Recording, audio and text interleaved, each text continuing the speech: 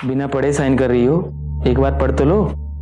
मुन्ना भाई, अब इसमें पढ़ना क्या है? सब कुछ तो पता है, बस अब काम जल्दी से हो जाना चाहिए।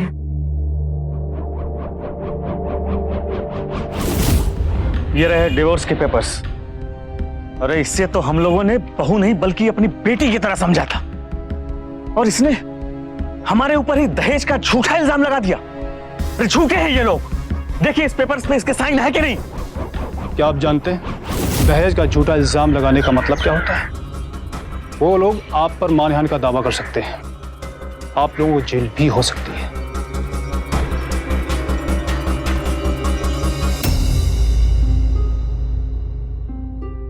सद्भावना, प्यार, विश्वास और जिम्मेदारी की नींव पर खड़ा होता है शादी का रिश्ता।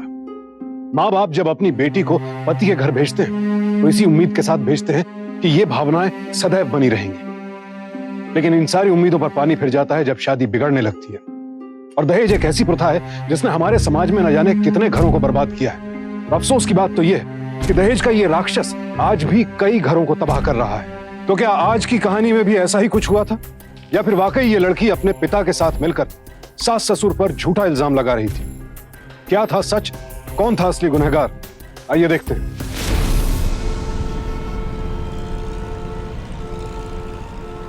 बड़ी सुंदर है आपकी बहू। हाँ जी। मम्मी जी, चाय। हाँ बेटा, यहाँ रख दो। अरे शादी के वक्त तो बड़ी सोहनी लगती थी, अब क्या हुआ तुझे? अरे बहन जी, अब इसमें इसका क्या कसूर है?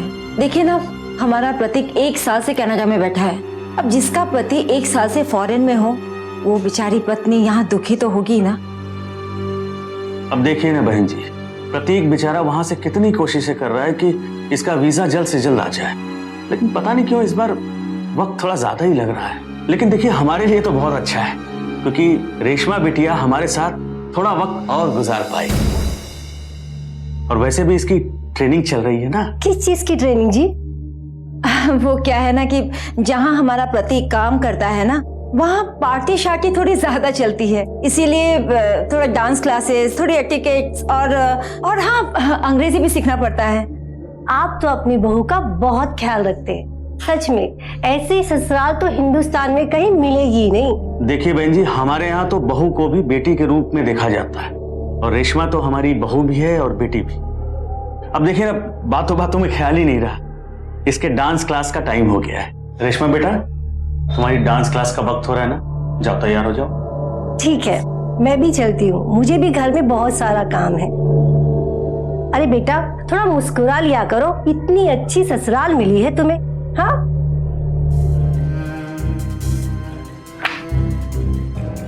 बेटा, तुम अभी भी शर्माती हो? बेटा, हम तो तुम्हारे माँ बाप जैसे हैं, अब हमसे क्या शर्माना। वैसे भी तुम्हें कनाडा में जाके हाई सोसाइटी में उठना बैठना। हाँ जी, हाँ जी, सही में महंगाई का जमाना आ गया। अब यही देख लीजिए ना, रेशमा के डांस क्लासेस, अंग्रेजी क्लासेस की फीस, ये सब मिलाकर इतना खर्चा। नहीं जी, मैं कह नहीं रही हूँ, मैं तो बस। हाँ हाँ, लीजिए, अपनी बेटी से बात कीजिए, बहन जी का ख्याल रखिएगा। हाँ जी, नमस्ते। लो बेटा, पापा जी से बात करो। और हाँ, कल मुन्ना आने वाला है ना, तो पापा जी से बात कर लेना। हाँ लो।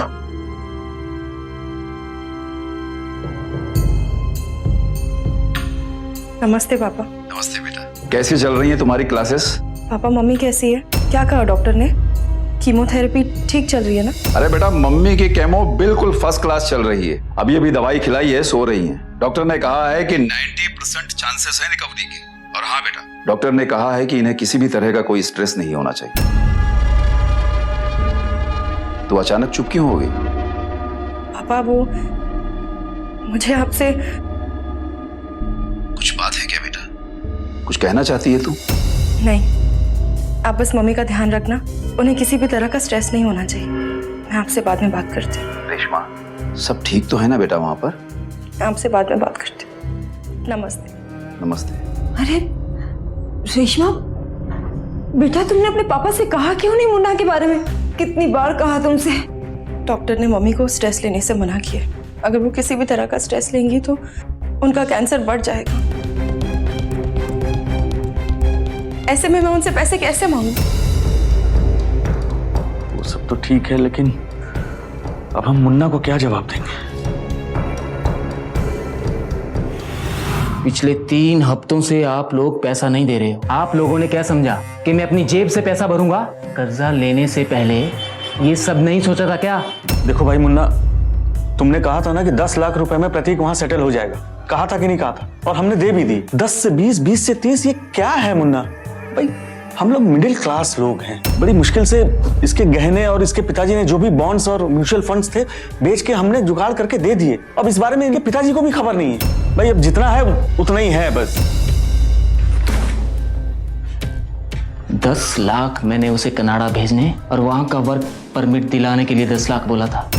अब आप लोग चाहते हो कि प्रतीक को वहां का परमानेंट रेजिडेंसी स्टेटस भी मिल जाए, बहू भी वहां सेटल हो जाए, और ऊपर से आप लोग चाहते हो कि मैं उसके लिए बिजनेस लाइसेंस का भी इंतजाम करूं। तो ये सब तो फ्री में नहीं होगा ना। देखो, अब और पैसे हम दे नहीं सकते। 22 लाख तो दे दिया ना हमने, अब इसमें जो कुछ भी बनता है आप बना दो। क्या कहा आपने? आपको ये मजाक लग रहा है? पूरा 1 करोड़ का खर्चा था, मैं फिर भी 30 लाख में कर रहा हूं। और अब तो सारे पेपर भी साइन हो चुके हैं, मैं गारंटर बन चुका हूं। अब मुझे जेल भिजवाओगे क्या तुम लोग? अच्छा ठीक है, एक काम करते हैं, जब तक तुम लोग मेरे बाकी के पैसे दोगे तब तक मैं इसे अपने साथ लेकर जाता हूं। नहीं, अरे छोड़ो, अरे छोड़ो। क्या कर रहे हो? ये घर की बहू है, तुम इसकी बेइज्जती नहीं कर सकते। अरे वाह, इज्जत की बहुत फिक्र है आपको। हाँ, कान खोलकर सुन लो, अगर मुझे मेरे बाकी के 8 लाख नहीं मिले तो आपकी ये जो प्यारी सी बहू है ना, इसकी इज्जत को मिट्टी में मिला दूंगा। नहीं, ऐसा कुछ मत करना, मैं हाथ जोड़ती हूँ, ऐसा कुछ मत करना।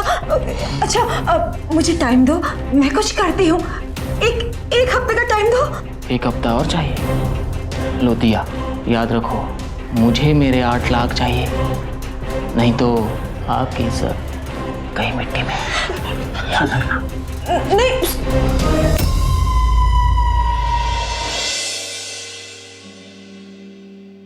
बेटा। हाँ, ले, प्रतीक का फोन है। प्रतीक, मेरे वीजा को कितना टाइम लगेगा? बस थोड़ा टाइम और दे दो मुझे। अच्छा सुनो, सॉरी, मुन्ना की हरकतों के बारे में सुना मैंने। वो हमारी सिचुएशन का ना बहुत ही फायदा उठा रहा है। प्रतीक, इतने सारे पैसे मैं कहाँ से लाऊं?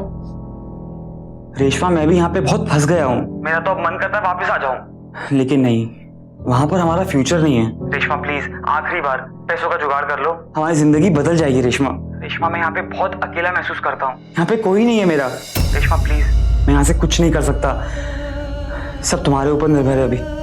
प्लीज रेशमा, हमारी खातिर कर लो। प्रतीक, तुम समझने की कोशिश क्यों नहीं कर रहे? मैं इतने चलो, अगर पैसे का जुगाड़ नहीं हुआ तो क्या होगा? मैं वापस आ जाऊंगा। नहीं नहीं नहीं, मैं कुछ करती हूँ, बस तुम ट्राई करना कि बिजनेस लाइसेंस मिलने के बाद मेरा वीजा भी हो जाए प्लीज। मिल जाएगा, मिल जाएगा। अच्छा चलो, मैं फोन रखता हूँ, यहाँ पे काफी रात हो गई है, अपना ख्याल रखना। Good night. बाय। अच्छा ये बता, तू कौन से चीजों की ट्रेनिंग ले रही है? अंग्रेजी, डांस क्लास और कंप्यूटर की। हाँ बेटा बता, कुछ खास बात करनी है तुझे? वो पापा, मुझे आपसे। बेटा ये पिछले 2 दिनों से हाँ पापा ना पापा, ये आधी अधूरी बातें क्यों कर रही है? सब ठीक तो है ना वहां पर? जी सब ठीक है। तो फिर बात क्या है बेटा? पड़ोस में किसी की शादी है और मैं अपने गहने पहन के बहुत बोर हो गई हूँ। आप मुझे अपना वो डायमंड सेट देंगे? बेटा मेरे गहने तेरे ही तो है, और वैसे भी उसको रखकर मैं क्या करूंगी? तू बैंक के लॉकर से लेकर जरूर पहनना। लो जी, इतनी सी बात करने के लिए आपकी लाडली बेटी झिझक रही थी। ठीक है, तो मैं बैंक से निकाल दूंगी अभी। अरे बेटा इतनी जल्दी? अभी तो आई है ना तू। माँ थोड़ा जल्दी में हूँ, मैं वापस आऊंगी ना। रेशमा,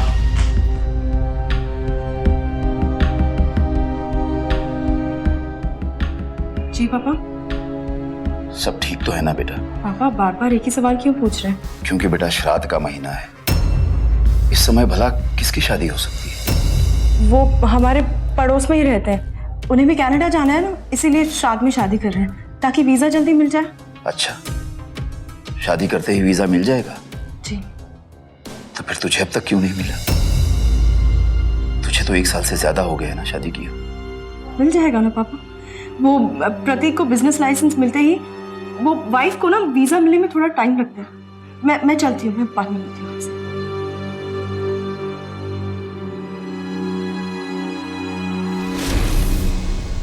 ये लो पैसे।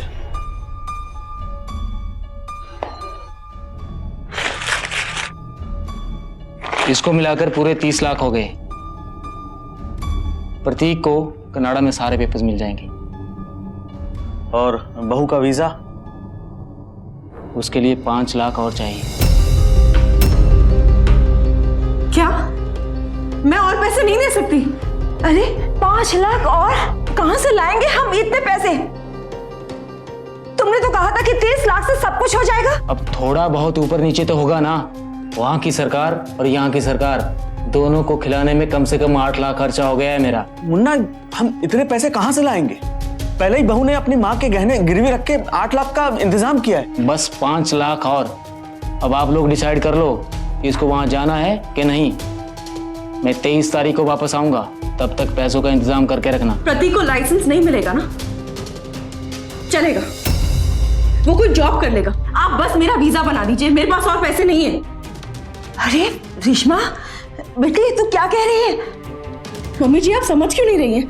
ये लाइसेंस के नाम पे हमसे पैसे लेते जा रहे हैं। हाँ, मेरे पास और पैसा नहीं है, आप बस मेरा वीजा बना दीजिए।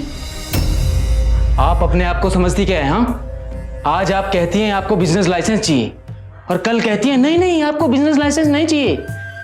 राशन की दुकान में खड़े होकर दाल चावल खरीद रही हैं क्या? चल मुन्ना, उस बेचारे को कुछ मालूम नहीं है। चल बाहर चल, समझाओ इसको। मैं समझाता हूँ। मम्मी जी, इतने सारे पैसे कहाँ से लाऊं मैं? रेशमा बेटा, 5 लाख के लिए तू चाहती है कि प्रतीक बिजनेस ना करके जॉब करे? ये कैसे विचार है तेरे? अरे कनाडा में रहने से फायदा तेरा होगा, हमारा नहीं।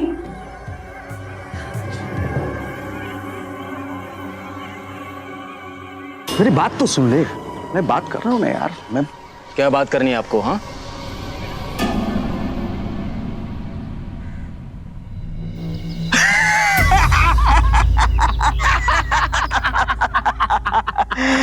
एक मिनट रुकिए। ये रखिए अंकल।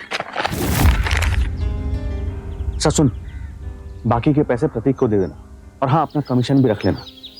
ठीक है। लगता है यार अब आगे वाले 5 जो मिलने हैं ना, बहुत मुश्किल से मिलने वाले हैं। जब इतने पैसे खींच लिए हैं तो बाकी के 5 लाख भी खींच लेंगे। और आप देख लेना अंकल, अब की बार हम 20 लाख और खींचेंगे। और सीधी उंगली से नहीं तो उंगली टेढ़ी करके तो जरूर। मुन्ना, उंगली तो हमेशा अपनी टेढ़ी ही रहती है ना। अब तू निकल ले यहाँ से, समझा क्या? सुन, अगले गुरुवार को मिलना मुझे।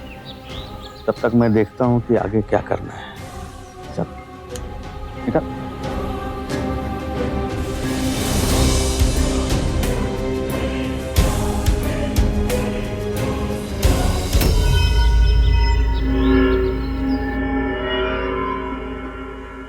हमारे समाज में शादी को सिर्फ लड़के लड़की का नहीं, 2 परिवारों का मिलन माना जाता है। अपेक्षा यही की जाती है कि सास ससुर लड़की के माता पिता की जगह ले लेंगे। लेकिन ये किस तरह के लोग थे जो लालच में अंधे होकर अपनी बेटी जैसी बहू को इतना बड़ा धोखा दे रहे थे? और ये तो बस शुरुआत थी। इनका लालच इन्हें किस हद तक लेकर जाने वाला था, इसका किसी को अंदाजा भी नहीं था।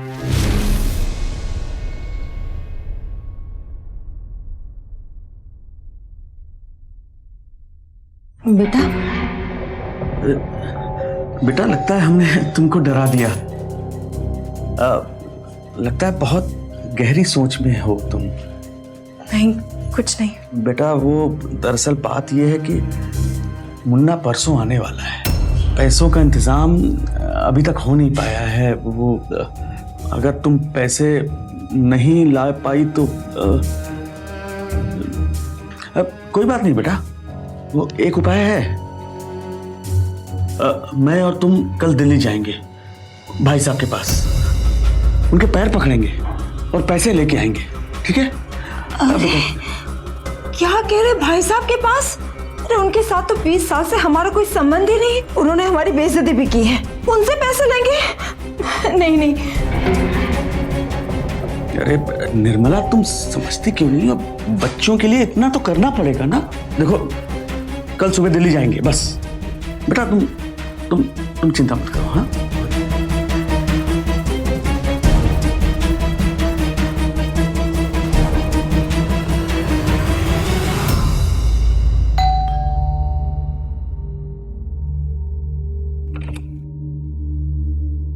निगम साहब है? वो तो घर पे नहीं है। जानता हूँ, उनके बड़े भाई ने कुछ पैसे भेजे, सुबह फोन आया था।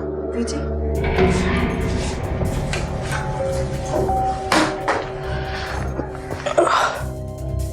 गिन लीजिए।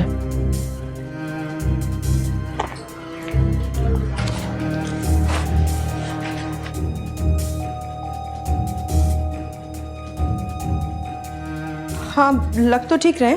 मैं डैडी जी को बता दूंगी।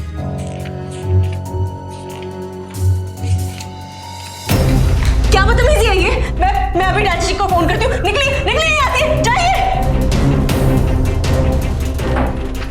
ये क्या कर रहे हैं आप? हाँ, दरवाजा क्यों बंद किया आपने? 1 मिनट। पैसे डिलीवर हो गए, लेकिन लड़की बात मान नहीं थी, कह रही निकल जाए यहाँ से। क्या कर रहे हैं आप? उधर ही रुकिए, पास में था। रुकिए वहीं पे। बात कर। हेलो, मेरी बात ध्यान से सुन।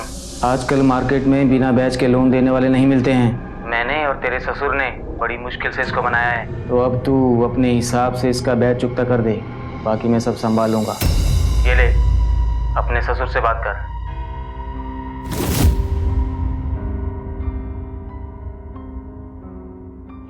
देखो बेटा, अब यहां से तो कुछ नहीं हो सकता। हालात इतने बिगड़ चुके हैं कि हमें इनसे कोऑपरेट करना ही पड़ेगा बेटा, और तुम्हें भी वहां इनसे कोऑपरेट करना पड़ेगा।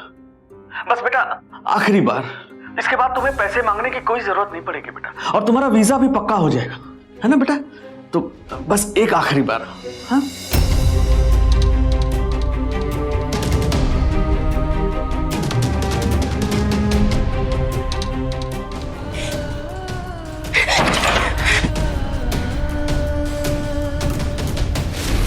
इंसान कहलाने लायक नहीं है ये लोग, जो पैसों के लिए अपनी बहू को बेचने तक के लिए तैयार हो गए। कितनी घटिया सोच है। कहां पहुंच गया हमारा ये समाज, जहां पीड़ित की खामोशी का फायदा उठाकर उसका और ज्यादा शोषण किया जाता है। दुख होता है ये देखकर कि हमारे यहाँ दहेज के मामलों में कई बार औरतों का शारीरिक और यौन संबंधी उत्पीड़न भी होता है, और समाज के डर से ऐसी महिलाएं सारे अत्याचार चुपचाप सह लेती है। तो क्या रेशमा भी ऐसी महिलाओं में से थी? नहीं, रेशमा चुप बैठने वालों में से नहीं थी, वो सच और इंसाफ का साथ देने वालों में से थी। पापा, उन्होंने मुझे बर्बाद कर दिया, मेरे जेवर मेरा सब कुछ बेच दिया पापा, और पैसों के बदले एक आदमी भेजा उन्होंने। वो लोग उसी के साथ थे, वो लोग दिल्ली में नहीं गए थे, उन्होंने मुझे झूठ बोला।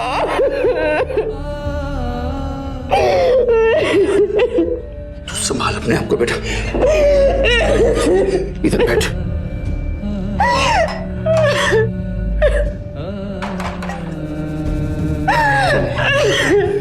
पानी पी बेटा। हाँ?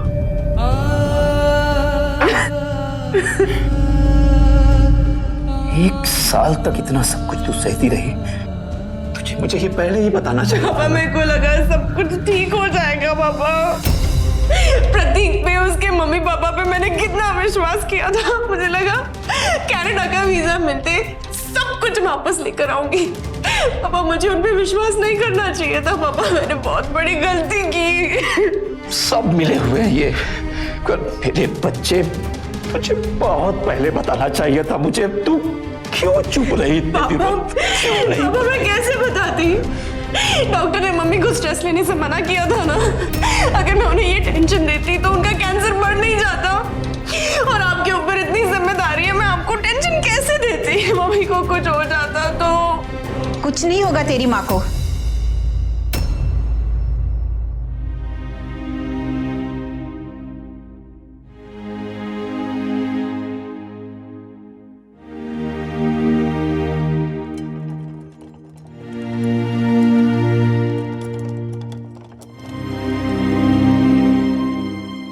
जिस माँ के पास तेरे जैसी बेटी हो, उस माँ को कुछ नहीं हो सकता।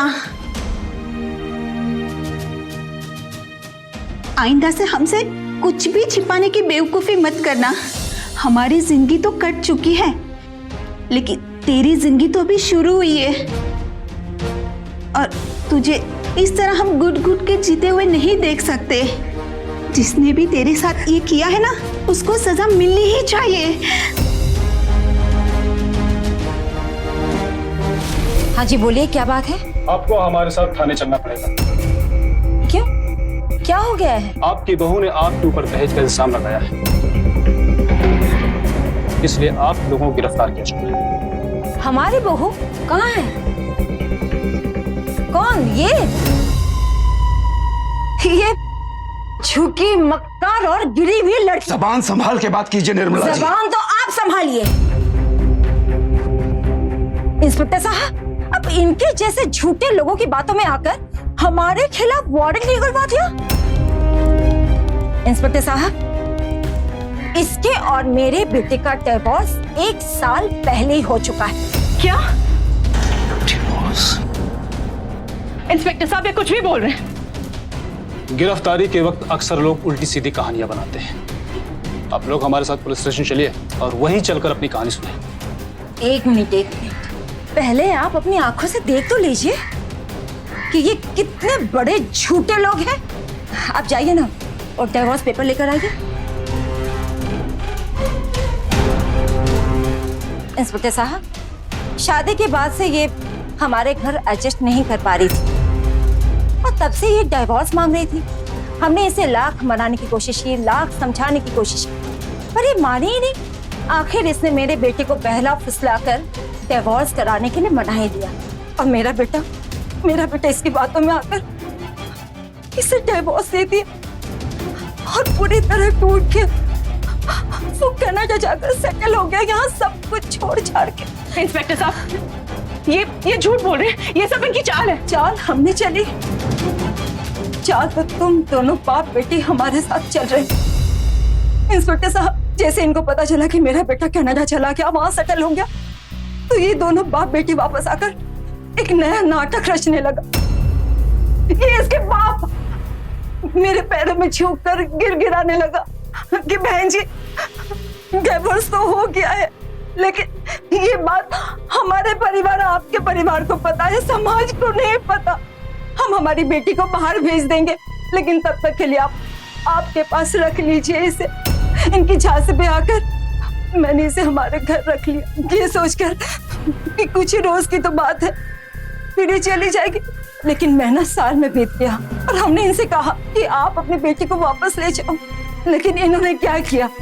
हमारे खिलाफ झूठी रिपोर्ट लिखवा दी। क्या यही इंसाफ है?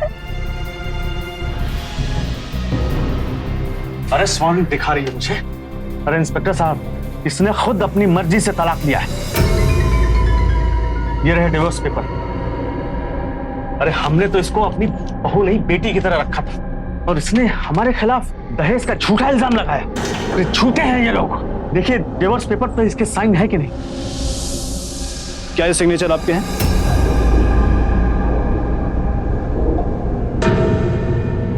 क्या ये सिग्नेचर आपके हैं? हाँ, लेकिन मैंने ये साइन नहीं किया। क्या आप लोग जानते हैं कि दहेज जैसा झूठा इल्जाम लगाने का मतलब क्या होता है? आप लोगों ने झूठी रिपोर्ट क्यों लिखवाई? इंस्पेक्टर साहब, ये लोग झूठ बोल रहे हैं। मैंने किसी डिवोर्स पेपर्स पे साइन नहीं किया है। मैं और मेरे पति अभी भी शादीशुदा हैं। ये डॉक्यूमेंट्स फर्जी हैं। लेकिन मुझे तो ये कागज फर्जी नहीं लगते। बिना पढ़े साइन कर रही हो, कम से कम पढ़ तो लो। ना भाई, इसमें पढ़ना क्या? सब कुछ तो पता है, बस ये काम जल्दी से हो जाना चाहिए। इंस्पेक्टर साहब, मुन्ना आया था घर पे, वो कनाडा के वीजा पेपर्स पे साइन लिए थे उसने। मुझे लगता है इन लोगों ने ना पेपर्स चेंज कर दिए थे। अच्छा, तो उस चक्कर में आपने साइन कर दिया। और पेपर पर साइन करते वक्त आप उसे पढ़ते नहीं थे क्या? मैंने पेपर्स पढ़े थे, लेकिन मैंने हर एक पेपर को ध्यान से थोड़ी देखा था। इंस्पेक्टर साहब, भला आप ही सोचिए कि इस तरह के पेपर पर मेरी बेटी साइन क्यों करेगी? वो क्यों तलाक चाहेगी? इन लोगों ने जानबूझकर उससे इन पेपर्स पर साइन ली होगी। जबरदस्ती की होगी उसके साथ। इंस्पेक्टर साहब, हम लोग ऐसे नहीं हैं, ऐसा नहीं कर सकते हम लोग। चलिए मान लेते हैं कि ये लोग चालाकी के साथ आपकी बेटी सिग्नेचर करवा लें, लेकिन क्या यह बात आप कोर्ट में साबित कर सकते हैं? और जब तक आप ये बात कोर्ट में साबित नहीं कर सकते, इसे डिवोर्स ही माना जाएगा और आपकी ये कंप्लेंट गैर कानूनी मानी जाएगी। हम इन्हें गिरफ्तार नहीं कर सकते, और अगर ये लोग चाहें तो आपके ऊपर मानहानि का मुकदमा भी दर्ज कर सकते हैं। बेहतर यही होगा कि आप अपनी कंप्लेंट वापस ले लीजिए। क्या?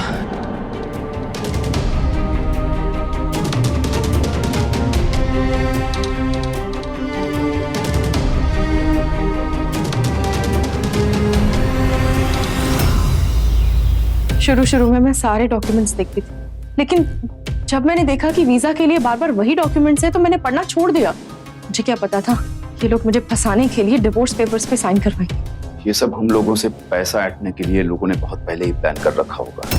इन्हें पता होगा कि आगे चलकर कभी ना कभी हम लोग इन लोगों के खिलाफ कंप्लेन लिखवाएंगे, और तब अगर इन लोगों ने ये प्रूव कर दिया कि तेरा डिवोर्स हो चुका है, तो इन लोगों को पुलिस दहेज लेने के जुर्म में अरेस्ट नहीं कर सकती। पर डिवोर्स पेपर तो नकली थे ना? हाँ, नकली थे, लेकिन उस पर रेशमा के सिग्नेचर्स हैं। अब कोर्ट में हमें साबित करना होगा, और जब तक कोर्ट में हम ये साबित करेंगे तब तक पता नहीं वो लोग और भी क्या क्या सोच लेंगे।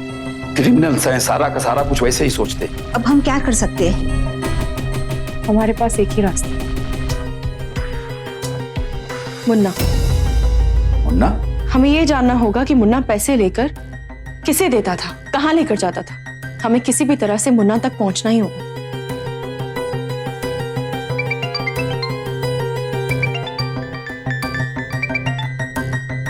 हेलो जी?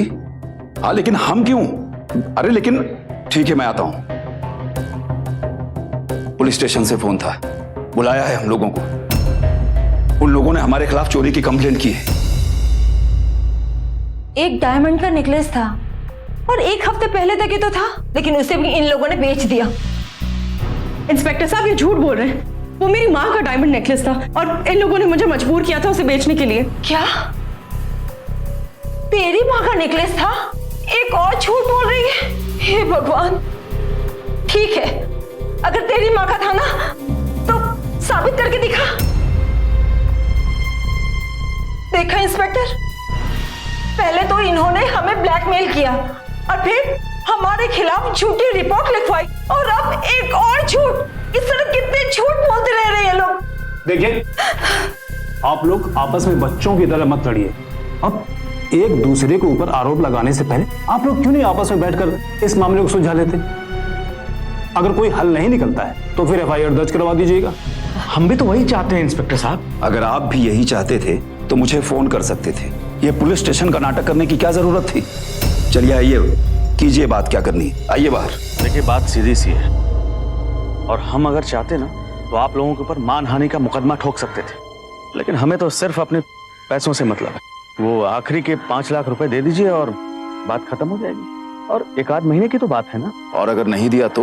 अब अगर नहीं दिया तो पुलिस और कोर्ट कचहरी के चक्कर काटते रहेंगे। देखिए शर्मा जी, 1 महीने में प्रतीक का लाइसेंस आ जाएगा, और फिर उसके बाद आप लोगों को पैसे देने की कोई जरूरत नहीं पड़ेगी।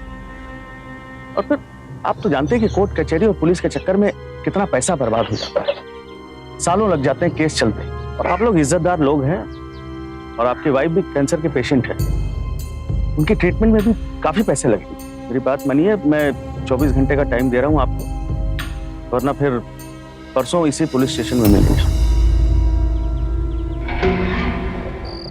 हमें डर किस बात का है? ये सब कुछ झूठ है, और ये हम साबित भी कर सकते हैं ना। साबित तो कर सकते हैं, लेकिन वक्त बहुत लगेगा। कोर्ट कचहरी का मामला है, सारी जिंदगी निकल जाती है इंसान की कोर्ट कचहरी के चक्कर में। जो भी पैसे बचे हैं ना, वो सब हम लगा देंगे, और तुम मेरी फिक्र मत करो। अरे मैं कैसे ना तुम्हारी फिक्र करूं? तुम आराम करो, मैं सोचता हूं मुझे क्या करना है। नहीं, अब कुछ सोचने की जरूरत नहीं है। ये हमारे परिवार की इज्जत का सवाल है, मेरी बेटी की जिंदगी का सवाल।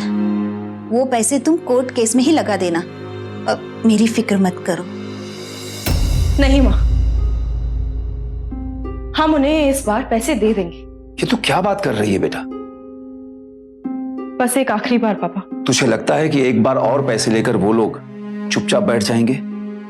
बेटा, ये ब्लैकमेलिंग सारी जिंदगी चलती रहेगी। पापा, हमारा ये देखना बहुत जरूरी है कि मुन्ना उन पैसों का करता क्या है। मुझे पूरा यकीन है कि प्रतीक को ये लोग कनाडा में भेज के कुछ न कुछ गलत काम जरूर कर रहे हैं। एक बार मुन्ना का पता चल जाए ना कि वो कहाँ जाता है, किससे मिलता है, एक बार मुन्ना को रंगे हाथों पकड़ लिया ना, फिर ये पुलिस केस, कोर्ट, इन सारे झंझटों से हम लोग बच जाएंगे। बात तो तेरी सही है बेटा, लेकिन पापा, इतने सारे पैसे आएंगे कहाँ से?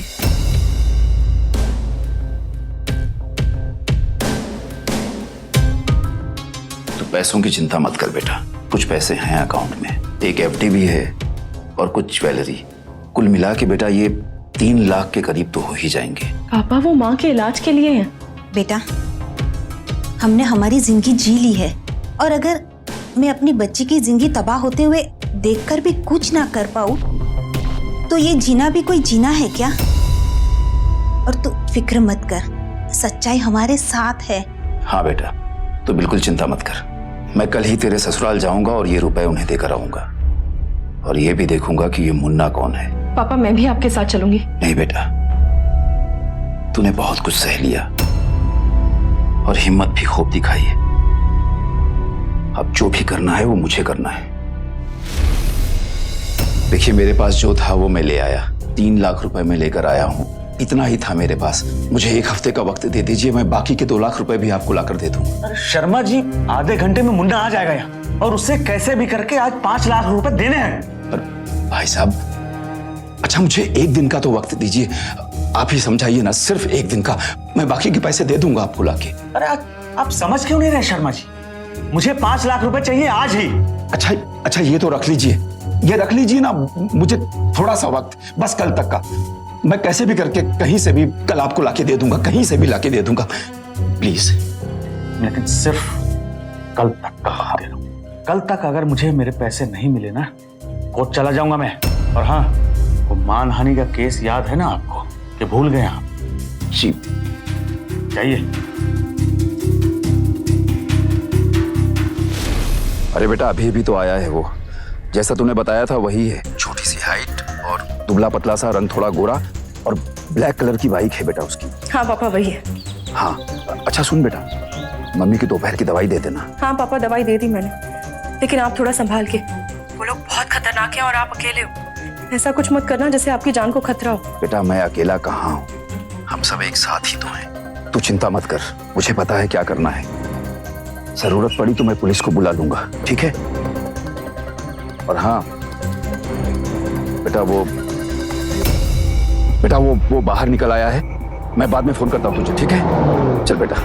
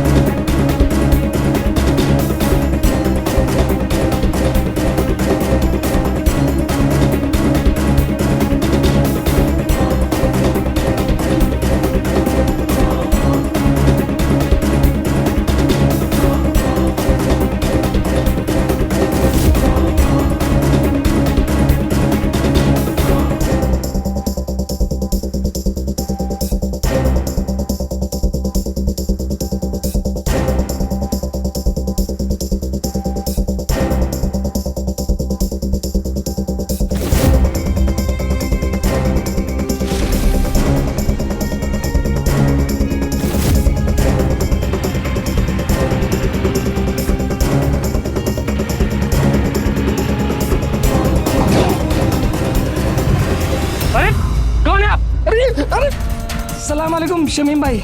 मुन्ना, शमीम भाई, अपने को ना दिल्ली की बहुत बड़ी पार्टी मिली है। शमीम भाई, 50 वीजा और पेपर्स चाहिए। शमीम भाई, बहुत थोड़ा अर्जेंट है। शमीम भाई, हाँ मैं जानता हूँ ना उसको, मैं जानता हूँ। और शमीम भाई, आज मिल सकते हैं क्या? हाँ ठीक है, भेजता हूँ शमीम भाई, भेजता हूँ।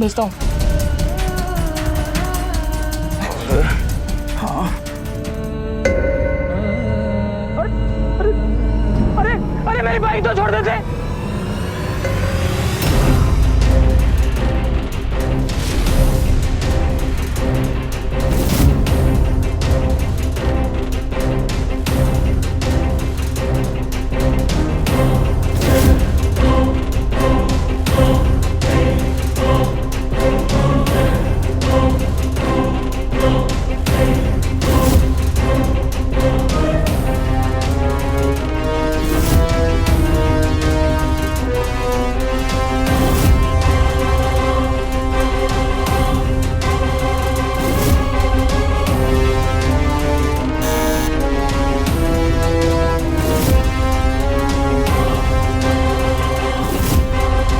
हाँ जी, किसने भेजा? जी मुझे मुन्ना ने भेजा है, मैं दिल्ली से आया हूँ। ठीक है आइए।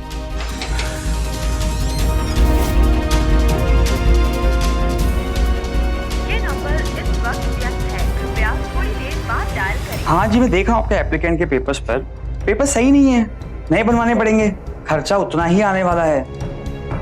जी हाँ बोलिए। कनाडा का ना वीजा लग जाएगा? मैंने आपको कहा वर्क वीजा नहीं है उसका। अच्छा वो दिल्ली वाली पार्टी आई थी, उसको बिठा? हाँ वो आगे बाहर बैठे। अच्छा जाओ, मैं आता हूँ। उतने में नहीं हो पाएगा, सॉरी। माइग्रेशन में देना पड़ता है, सबको देना पड़ता है, पॉसिबल नहीं है। आप मुझे सोच के बता दीजिएगा। ओके हेलो,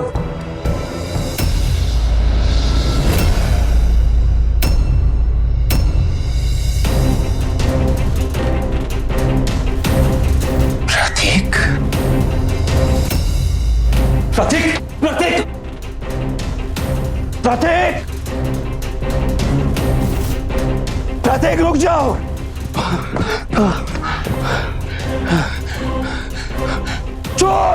चोर मेरा बटुआ लेके भागा है। अरे चोर, कोई पकड़ो, चोर पकड़ो इसे, पकड़ो। क्या नाम है तेरा, शमीम या प्रतीक? प्रतीक। बता सच्चाई क्या है?